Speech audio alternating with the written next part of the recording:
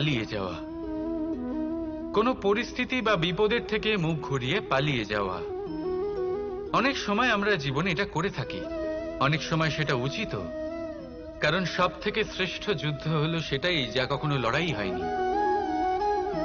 কিন্তু যদি আপনার পালিয়ে যাওয়ার ফলে এদিকে পাপ বৃদ্ধি পেতে থাকে, তাহলে সেই পলায়ন হলো অনুচিত।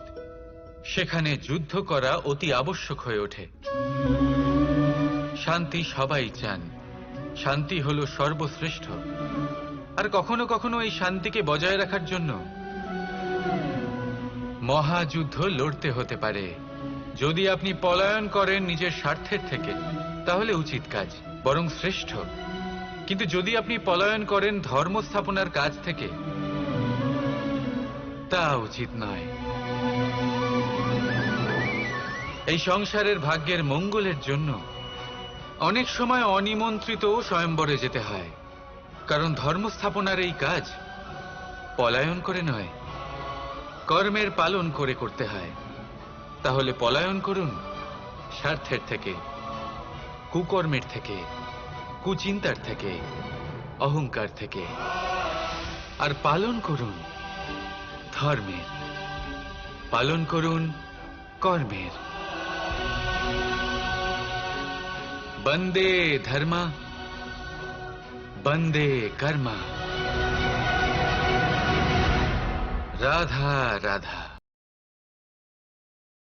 আপনি ওই কথাটা নিশ্চয়ই শুনেছেন, যখন ভগবান একটা দরজা বন্ধ করেন তখন অন্যদিকে অনেক দরজা খুলে দেন। এবার এই দরজা, এই সমস্ত পথ আমরা দেখতে পাই না, অনেক সময় আমরা বুঝতে পারি না, হারিয়ে যায় সব। কখনো কখনো মনে হয় যে এই কথাটাই মিথ্যে, কিন্তু আসলে তা তো নয়। তাহলে হারিয়ে যায় কেন? কারণ আমরা সময় নষ্ট করি এই দরজার দিকে তাকিয়ে থেকে। ভাবি এই বুঝি দরজা খুলবে, এবার দরজা খুলবে।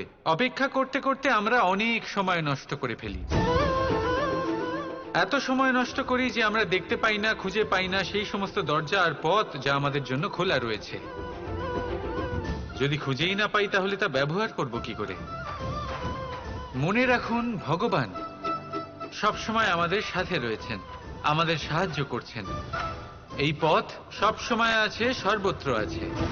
দরকার রয়েছে শুধুমাত্র দৃষ্টির, দৃষ্টিভঙ্গি এবং ভাবনার। এই দৃষ্টিকে বিস্তৃত করুন, এই দৃষ্টিভঙ্গিকে ধন্যাত্মক করে তুলুন, আর এই ভাবনা, এর সীমা একটু বাড়িয়ে তুলুন।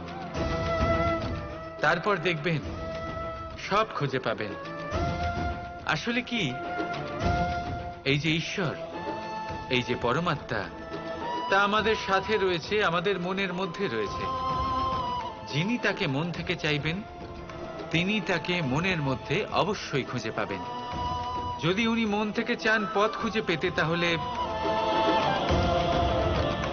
তিনি অবশ্যই পথ খুঁজে পাবেন। তাহলে আসুন আমার সাথে ভালোবেসে বলুন, রাধা রাধা।